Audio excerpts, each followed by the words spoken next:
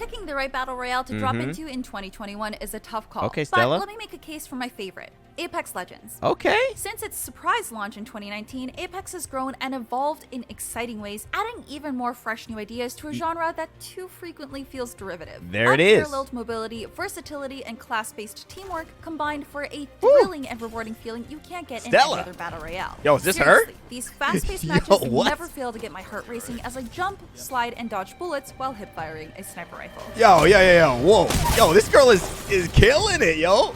Yo, hold up.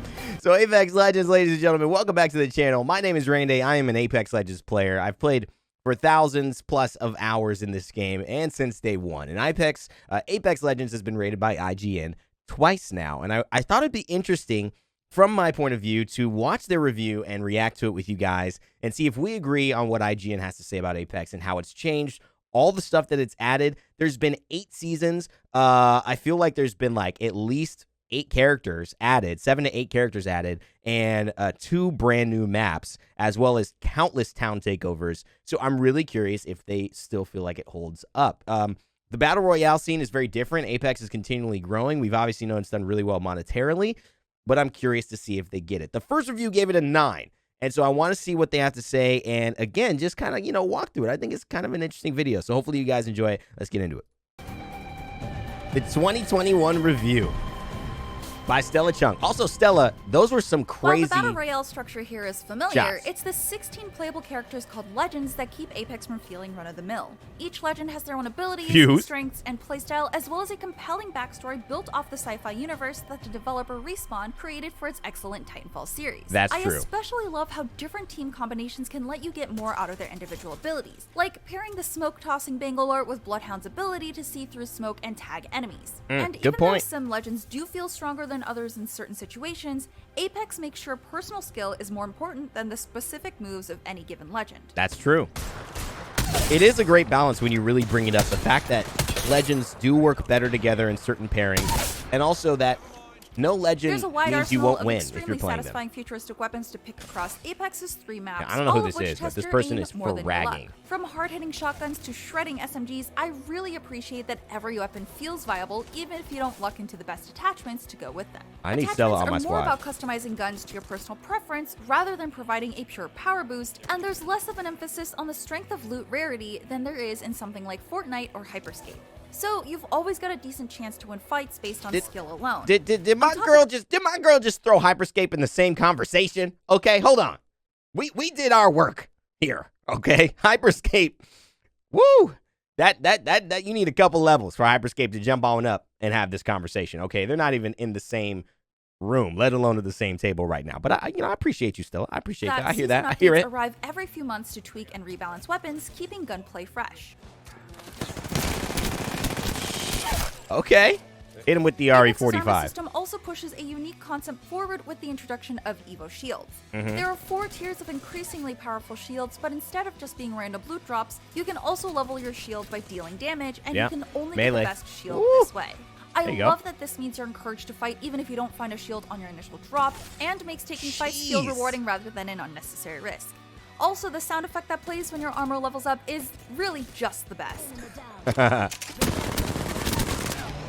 It is a nice sound effect. You know what? Here's what's interesting that they love that. Those are all risks taken by Apex Legends developers. Evo Shields came out as a test. It was something that we talked about throughout Apex Legends.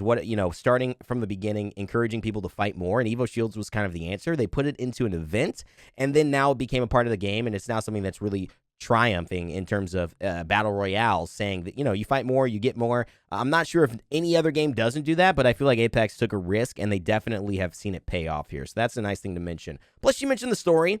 Apex story is like unmatched, dude. With its Titanfall roots, it makes sense that Apex is the best movement in Stella! any battle royale I've played. While you can't wall run, the wide range of other running, sliding, and climbing techniques you do have can be combined to make moving around the map feel magnificent. Sliding down an entire mountainside before jumping at the end to continue running is one of the best feelings in all of Apex. 100%. Respawn's FPS movement systems are still unmatched. 100% unmatched. The best movement in battle royales, possibly in first-person shooter video games. By far. 100% Battle Royale best movement. Another big deal is Apex's revolutionary contextual Fight me if you ping disagree system, in the comments. which has Fight me. only gotten better since launch. It's special because it allows you to quickly communicate with your team in detail without having to use voice chat. You can point out items, threats, and pretty much anything else with little more than a single button.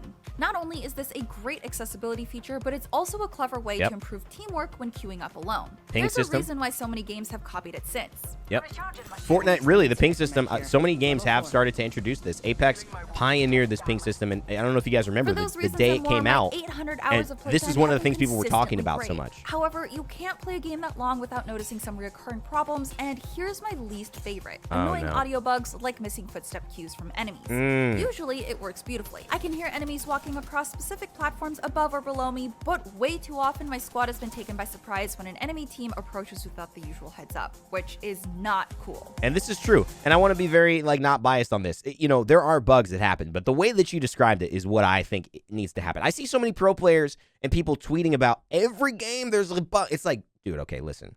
You play 10 hours a day. If you played 2 hours or an hour and a half like most people, you'd have most of your games be probably okay.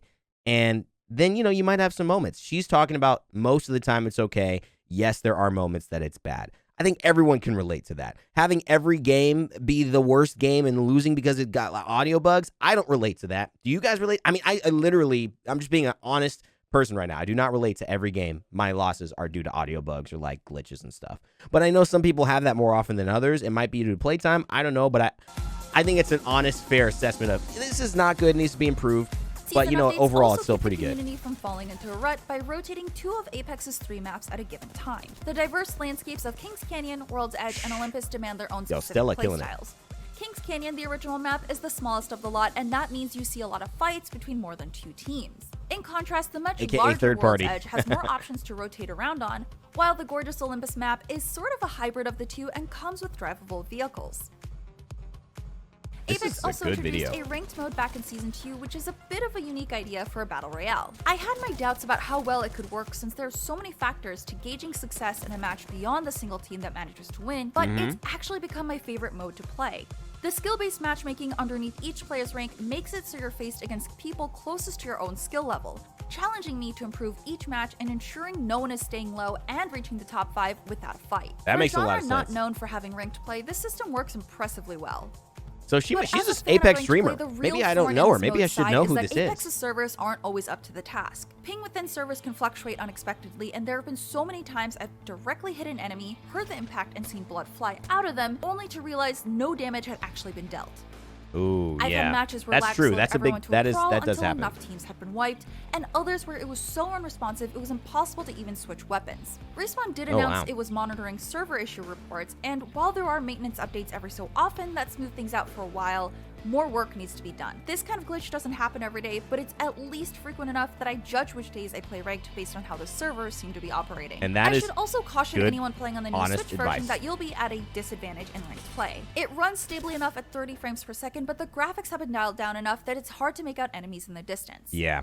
That's anything with a Switch. A Switch port, because it's like 30, right? You know, and it's going to be really hard to play high FPS games like that. That's not what the Switch is made for. Apex Legends works based on what's become a fairly standard Battle Pass model. Each new season update brings entertaining limited-time modes, new content like weapons and maps, and cool new cosmetics. Some of which can only be bought with real money, and others that are just earned from playing. Whether you're buying the Battle Pass, randomized loot boxes, or the cosmetic items directly, prices can get pretty high relative to other games, with certain legendary skins costing nearly $20. But crucially, there's nothing to buy here that can increase your chances of winning a match, and since boxes or the cosmetic items directly, prices can get pretty high relative to other games, with certain legendary skins costing nearly $20. First of all, that's actually, I think, the only thing I've heard that doesn't seem to be true from what I know. Most Fortnite skins that come out are about $20. Now, you guys can go ahead and check that. I'll do my own research, but as of this moment, that has been industry price for quite a while, and that's several years industry price. I believe that's a lot of similar things in Warzone as well, but you guys have to look at it. Obviously, certain skins are going to be more expensive, but I believe that that's kind of industry price. I do not feel that Apex Legends is overcharging based on industry standards, except for heirlooms, which obviously that's crazy expensive. But I feel like $20 is what a lot of people should expect if you play a game. I don't think you go to Fortnite and get things for $10 often. And that's the same thing as Apex. Not all of them are $20. Some of them are 10. But I think a lot of the good skins on Fortnite and other games are $20. You guys let me know in the comments if I'm wrong. I think that's true, though. Crucially, there's nothing to buy here that can increase your chances of winning a match, and since it doesn't take too long to unlock more legends simply by playing, Apex plays perfectly well as a completely free game. Yeah, that's the thing. I mean, you just don't want a game to play poorly free, which it doesn't. It plays great free. You can get everything Legends for has free. become my go-to game when I want something both fun and competitive, and the hunt for that satisfying champion win screen is the perfect mix of thrilling and approachable. Consistent updates keep the gunplay from ever getting repetitive or boring, and the combination of legend abilities and its large arsenal of excellent weapons and attachments is always fun to experiment with. That's especially true with a squad of friends, but Apex also has the best ping system around to make communicating with randoms work great too. And while the audio and server issues can make an otherwise smooth slide down a mountainside frustratingly bumpy at times, I still find myself spending hours queuing up for just one more game. Wow. Oh, so it gets the 9. There it is, boys and girls, ladies and gentlemen. Apex still going strong. Listen, if you haven't gotten into Apex, you need to get into it now. I don't know why I was so surprised Stella was this good. I just thought she was a normal reviewer and she was not an Apex Legends hardcore player. Clearly, she's a hardcore player and a streamer, which makes a lot of sense. Thank you guys so much for watching. Let me know what you think about the review and the rating of 9. Is it a 10? Is it a 9? Is it below? You guys let me know in the comment section below. I'll see y'all next time. Never give up, never stop gaming.